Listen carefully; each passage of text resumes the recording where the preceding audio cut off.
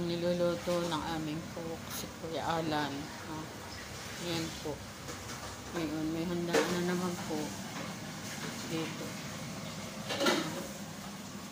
Yan po si Kuya Alan. Yung chef na nagmamagaling-magaling. Ari po ang aming chef. Yan, kung kailangan po niyo magluluto, ito lang po, tawagan niyo lang po, i-message niyo po. I-send ko po din ang number ni Kuya Alan. Contact my boss, manager na. Ayan. Manager. Ayan po. Ito pa yung ibang niluto.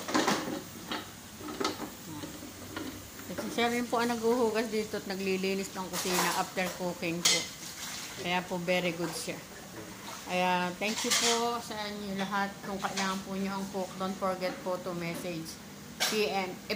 Ano nga message? Kuya Alan. Call my manager na. Ayan. Okay, thank you po. Please like and subscribe Nanay Lynn channel and Ayo.